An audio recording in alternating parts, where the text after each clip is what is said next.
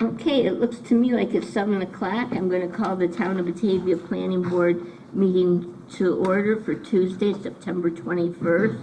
Roll call, please, Tim. Palmer Casey. Here. Paul McCullough. Here. Lou Paganello. Don Partridge. Here. Jonathan Long. Here. Steve Tanner. Here. Brooks Hawley. You're all set, Kath. Okay, I'm going to designate Steve Tanner as a voting member tonight. And did everyone look at the minutes from the last meeting, which would have been August 17th? Motion for approval. Motion Second. by John, seconded by Paul Marchese. Is there any additions or corrections? All in favor? Aye. Anyone opposed? Thank you very much. Right now, it's time for public comments on agenda items. If there's anyone here that would like to make a comment, this is the time you can do it. Anybody want to speak? Yes. Just curious, because I'm here because of the Trousdale project. Was there anything? Okay, why don't you say your name first? Oh, okay. Kathleen Antonelli. Okay. Okay. And Just you live at, 5061 Ellicott Street Road. okay, this is for the minutes, the secretary's Gotcha. taking it. Okay, go Was ahead. there any previous information regarding this, or is this the first tonight that we're going to hear about possible modification discussion? It's going to be a discussion, and I don't have anything to give you right Ahead now. of time? Okay. So I'm glad you're here. There's a couple people that asked me questions about it, and I'm glad you're here. You can tell others if they want to know. Okay. Thank you. We'll get to that. That's the second thing on our agenda. Okay? First thing tonight is New York bus sales. This is a proposed project that we all read that wonderful article that was in Batavian. And this is going to be our introduction to the project. They have to make a zoning change, and they've requested it to the town board. Is that going, have you got that, Sharon? You haven't got it yet. So we aren't going to do anything tonight. It also has to go to county planning, but this will be a good chance for us to see what's going on. And if we have to seek lead agency, we can't do it till after it goes to county. So today it was just an introduction to the project. So would you like to introduce yourselves and tell us a little bit about your project? Yes, I would. We go to by our board. Okay. Nice and loud. Yes, I'll try. And you are? I'm Lauren Rodriguez. I'm a civil engineer with Labella Associates, and I have with me John Johnson from New York Bus Sales. It's a pleasure to be in front of the board tonight to introduce our project. So we are proposing a 20,000 square foot bus garage and bus sales facility on the southwest corner of West Saile Drive and Call Parkway. We are proposing this on 2 parcels, one which is zoned industrial and one which is zoned commercial, that total about 6.9 acres. And as you mentioned, we are looking to rezone with the town board, and that is in progress. We're looking to rezone to all commercial, which will then allow us to combine these 2 parcels into one. For access to our site, we're proposing 3 entrances, 2 off of West Saile Drive and 1 off of Call Parkway. Our intent with this layout is to keep more of our passenger vehicle traffic of employees and some customers to this eastern entrance off of West Saile Drive, and to separate any bus deliveries or semi-truck deliveries into our loading dock into our western entrance on Saile Drive and onto Call Parkway, just for added safety and circulation of the site. We are only planning to pave the immediate area around the building, and the rest of the site, which is where the buses for sale will be stored, will be a gravel parking lot. Overall, this project area will house about 20 passenger vehicles and about 180 buses, or at least that's the room provided. Now these buses that are going to transport people? They're actually school buses. We're a school bus sales company. So what they are is we bring them in from the factory, then we prep them. There's certain options that have to be added, and then they're DOT inspected and delivered to local school districts throughout the western part of the state. So for the site, we'll also be proposing eventually some security site lighting. When we develop the photometrics for that, we will provide those to the board for our next meeting. And we will also be securing the buses with a chain link fence around our site with gates at the 3 entrances. Generally, the site does slope to the south, and we're taking advantage of that and placing our stormwater management facility on the southern portion of our property, conveniently located for this stormwater drainage ditch that's south of us that our site currently drains to. So, From a site plan perspective, I don't see the entire lot lines from over here, but I believe our code requires to be a certain percentage of green space. Are you asking for a variance for that, or is it you're going to meet the green space requirements? I will have to check and see what our percentage is, but our intent should be to meet the green space requirements for the Excellent, site. thank you. Any questions?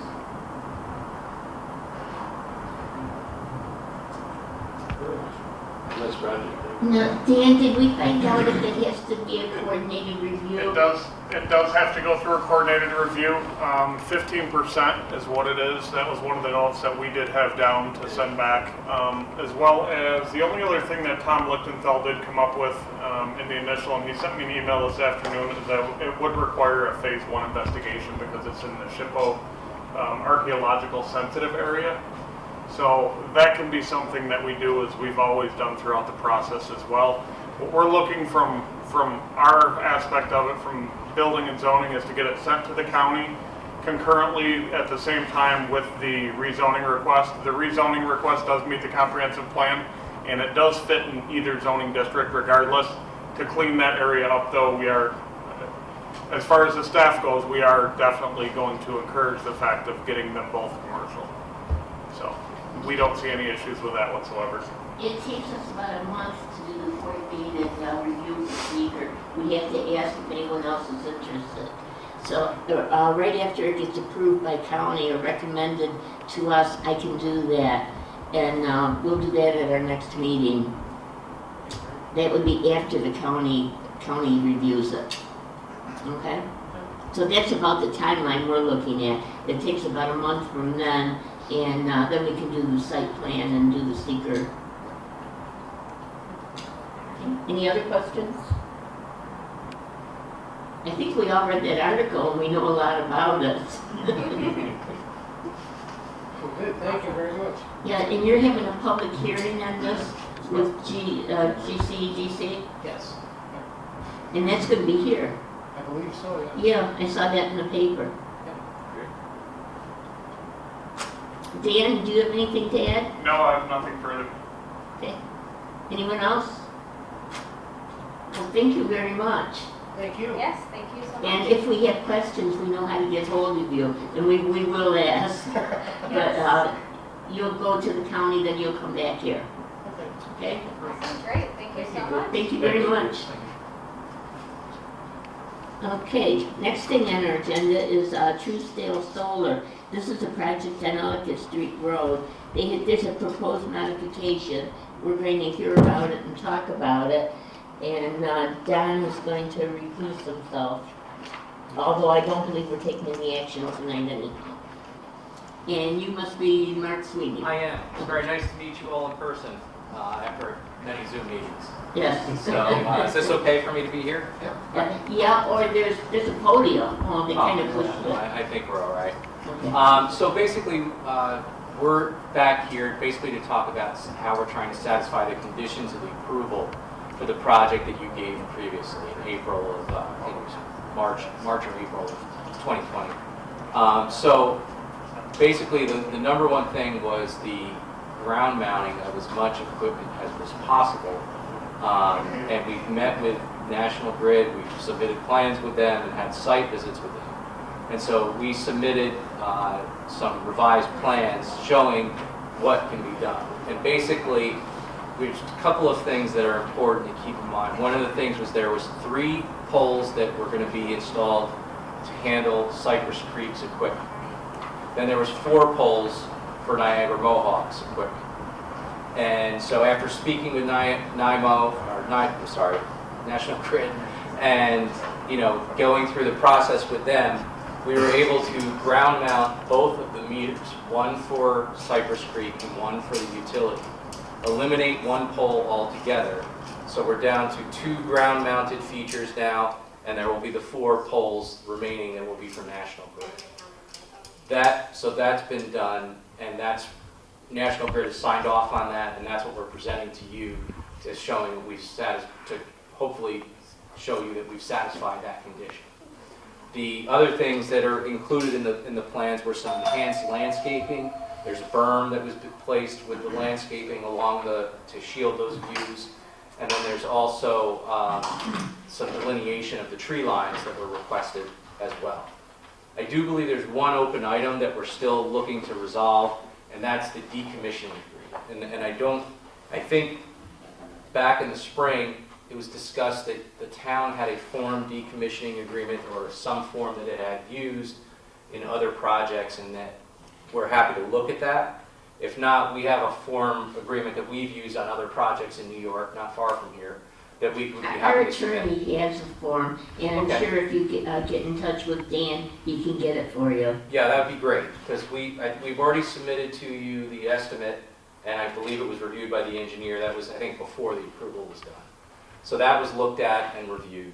And then we'll have a decommissioning agreement that embodies that, and then once that's all in place, we'll get a bond issued, and that will be the last step for that piece. So we're just, that's really why we're here tonight. There's no changes to the project footprint itself. All of those things remain as you approved them before, and we're really just trying to satisfy these conditions so we can move forward to the next step. Dan, if this is accepted by the engineers, do we have to do anything through the planning board? No, not as long as they're meeting all the requirements that you set forth in the meeting minutes. We passed the resolution based on the approval of the engineers, so as long as Steve Mountain signs off on that, that would be okay with us. Okay, so, You will need to be in contact with Andrew Meyer, the town attorney. okay, I can send you over his email, that'd be perfect. and that's who you're going to deal with for the decommissioning bond itself. Not a problem. Not a problem, that'd be great. You have my contact, right? I do. Okay, perfect. Steve, do you have any questions? No, I mean, it looks like you have 4 poles. I have seen some of these installations with 3 poles. Not being an electrical guy, I don't know what the difference is between the sites that only have 3 poles versus this one with 4. So if you have that information, you can let us know, but otherwise, it'd be nice to be educated on it. I personally we'd all like don't. that. Yeah. Basically, what it was is I think it was to get the best reduction of visual impact, putting the meters down, and Right. the locations of those poles were what they were trying to accomplish. Yeah, National Grid, one of the main reasons they don't like to ground mount too much of the equipment is apparently when you ground mount it, it becomes a special order type piece of equipment. Whereas if there's something on a pole and it breaks, they just go put another one on. They have those in the warehouse. The ground mounted stuff they have to order. So they don't like to put things down that are hard to get. And as we all know with COVID right now and the effects on supplies for just about everything, it's very hard to get things. So if you had a situation operationally where something went down and much of that equipment was ground mounted, it'd be very hard for them to get that back up and running. So they have their own obligations to the PSC to keep everything operational, so they don't like to deviate from their norm. Yeah, but I think what Steve was saying is that, other sites have already got only 3 poles, Yes. and National Grid is ground mounted stuff, so then they would have that problem won't exist because they would have already had stuff in their warehouse to service the rest. yeah, of I'm the just looking, sites. where does that 4th pole come from? I know it's The an ISA fourth pole was, requirement. it was a basically they're putting, I believe it's the recloser and riser are together on the same pole. So the two meters, one that grid uses to say how much electricity is coming off, and the other for them to monitor how much is going off, making sure the 2 are married up. Those are on the ground. The other ones are, and I can pull the plan out and give you specifically, because each pole is Yeah, I've seen labeled it here. specifically. They're labeled, I just don't know what that they mean. I don't- Yeah, I mean, let me just I'll do my best. I'm not an engineer by any Well, and means. that's what, if you can't answer it, just, if you can have it, I can certainly get you the I'm sure you can information. get it to us. Sure. It's- Sure. If you've reviewed it with NICEAG or National Grid, sorry, Correct. this is Yes. what they're requiring. Yes. This is what they're requiring. Yes, I can find out what it is. It would just be nice for this board to know what the difference is between the sites that we've seen approved in the past that only have 3 poles, the versus Sure. why this one has 4. You know, and I'm sure that Sure. there's certain circumstances that requires this one to have a 4th pole.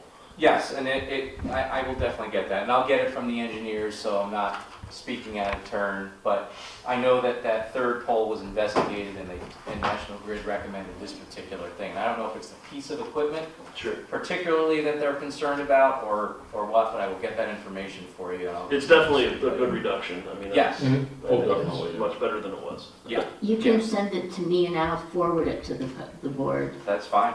I'll be glad to do that. Thank you. Okay, any other questions? Can we ask questions, Kathy, or is it just for you guys? Go ahead. I just have a quick question. Sure. Can you just Please say? state your name. Oh, I'm so sorry. Nancy Brock. Thank you. I was just wondering if you had some information on the enhanced berms. We're neighbors to the project, Sure. and we were just wondering if you could give us some sense of location, because it Yes, might affect us. let me sorry, just putting a clip. Take your time. The berms are going to be, there's landscaping proposed at the entrances. And there was one kind of across one area where there was a gap in the field, in the trees.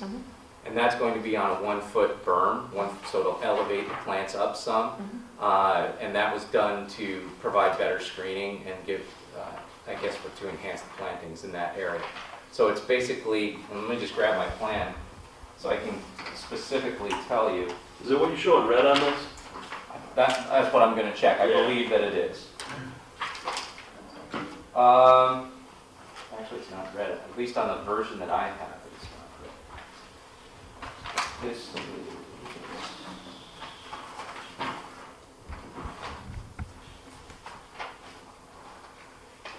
You're putting the landscaping on it, yeah?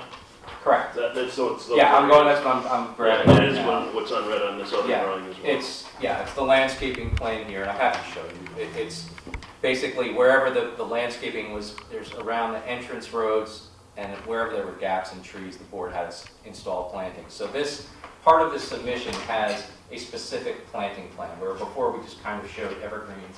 Now it's showing the specific species, sizes, numbers, all of that information is here. So the board, and what the board wanted and what we've done is provide a mix of different types of species so that it gives a better diversity, a better look, and also it's more, since it's diverse, it's hardier, and if something happens to one version, you know, it hopefully will not affect the others. We also have the condition in the approval that you did that we have to replace anything. We have an obligation annually to replace anything that dies, which we've accepted and we will do. And 1 foot isn't very high for a berm. Right. My understanding is that going too high does 2 things. One, it has to spread out because of the nature of creating the slope, but also, from what, and I've dealt with this in a lot of solar projects, is that it's not recommended to do because you want the roots to get down into the soil, in the ground, and survive that way. Otherwise, they get basically stuck in the berm itself. If you want to use the berm to elevate it, to provide a little bit better screening and a little bit more substantial look, but you don't want to have it too high where they can be subject to wind, they can be subject to not getting enough nutrients from the soil or water. So that's why they selected the 1 foot berm. If the board felt strongly about something different, I'd be happy to bring that back to them. I don't think that's a deal breaker in any way, but I know those are the things that they balance when they're selecting the height that they're going to propose for a berm. I can, from driving around town, that's one of the frustrations I have with some of the ones we've approved in the past, that the trees are dying and they're on berms. Yeah. And if that seems like a reasonable reason as to why. Yeah. It's Yeah, I also didn't know droughty, that. but, it'd be nice that everything runs off of it instead of staying in where the tree needs to be. Usually if you think about when you plant a tree, you have that ring that kind of Yeah. holds things in. And so I know that we're constantly bugging Dan about, Yes. get on them to, get these trees replaced because they, it looks worse with just Correct. brown trees all the way around the damn You'll be thing. happy to know they're doing it out on Route 5 right Yes, now, I saw as that. I passed it. I saw that, yeah. So yeah, so that would definitely be, so I mean, I will also address that question That's not really a Yeah. question, I think that's why you've done this. Right, That yes. You don't have those high berms, Correct. you're exactly right, is the Yeah. roots need to get down in the native soil, Right, and this accomplishes that. right. Well, we've all learned something tonight. Any questions, anything else from anyone? Okay. Well, thank you very much. Thank you very much. So we'll submit the information on the ground mounting, and then I'll reach out to the town attorney and get the decommissioning underway, and then take it from there. Thank you. We appreciate that you came to us to explain things. Oh, I'm glad to. It was nice to come out and see you all. At least it was a nice day. A nice My day. son had hockey practice tonight, but I'm going to go to 75 of those during the year, so it's getting out. It's not bad. Mine does too, and I'm here, so that's good. Exactly. There you go. 7 already. There you go. I missed the parent meeting too, which is even better. Yeah. Okay, next thing on our agenda is the zoning enforcement officer's report. The only two new things that are going to the county will be New York State bus sales that we have so far for this month. As far as anything else goes, Thursday night we have our solar committee kickoff, which is, we're going to have Drew from Wendell in there to discuss so we can start moving forward on getting the new adoption of the new zoning laws for the solar done. Some of the things that we are definitely going to discuss throughout that process is going to be exactly what you discussed a little bit here tonight. It's a code enforcement nightmare to maintain and to ride around and figure out how many trees, what trees are dead, what trees are dying, when the best time to plant is. I know soil and conservation will be involved in that process as well. But what we're looking at doing, and one of the options I'm going to bring up to the solar committee, is hopefully, if anything, we need a landscaping bond if we're not going to keep up with it. So the town's not going to be put on the back burner from any solar development moving forward, or those who have been in the past. If they're not maintaining their trees, we have some more teeth, because right now we don't have the teeth other than letting them know we're going to either pull their certificate of occupancy or a certificate of compliance, or shut them down. We want to be green friendly, but we also want those who we do approve to stand up for exactly what they told us and informed us they would do, so we're not going back and forth with chasing old projects. The last thing that they would want, the last thing that we would want, was a disconnect from National Grid. So we're looking at other options to do that as well. We've got a lot of good members on there. We've got a lot of good input. I think Drew from Wendell and his background with solar will be fantastic. Ian Lattimore from NYSERDA hopefully will be able to join us, even if it's via Zoom. He's got a lot of good ideas as well. Everything else has been going smooth. Old Navy, obviously, if you've been over there, they're open. Ulta Beauty, stock and shelves. Chipotle is not too far out. Things are moving along. Waiting on, there's a lot of chatter of what's coming in, where there were a few articles out there. We're just waiting to see what's coming in yet. We know that there's a few in the pipeline. We have nothing physical as far as applications for any new projects, so other than New York bus sales. So that's where we're at. Everyone got real excited about that article in the paper. Yes, it was a About good. the new store coming to Kmart, Yes, they did. and that's not true. We have no application whatsoever for that store. I can tell you that we've been bouncing ideas since day one, since Kmart has moved on. We've been going back and forth with different uses for that, and hopefully something will be coming soon. But we have no physical application at this time for anything over in the Kmart Plaza. Well, right now it's rented until the end of October. Right, for the Halloween. So Halloween, yeah. Other than that, I don't have anything else to report. If anything does come up, I can send it back to you guys. If you guys got questions for me, let me know. I know Paul already mentioned a question about another solar over on Galloway. We were over there last week for DEFCON Power. That's to do with the stones in the roadway. It's a construction site, they're construction stones, but it's not a good situation. Motorcycle cars, vehicular traffic. Paul brought up another good point, which I was unaware of. The neighbor across the road, big stones in his yard. It's tearing his mower up some. Those are things that we need to address, move forward with, but we were out there at the end of last week, and we have a list going out to them of what they need to do as well. Their plantings underneath all of their panels did take off great. Soil and Conservation needs to get out there and they're gonna sign off on that once they're approved, or once they're satisfied with everything, but at our end, the trees have not gone in yet, so we're not signing off on that. We are also working with Connor Casey down in West Main, and we're working with Saile Drive yet, trying to figure out when plantings are going to occur, how they're going to do it, and make sure that they put it back and mitigate it so we don't have any of these issues moving forward. How about the one on, is it Bank Street, Sharon? State Street, that's the one I'm talking about Oh, over, okay. yes. That would be on Paul's property, that was one of them. I may have misspoke. Can they at least cut the weeds? Yeah, in there?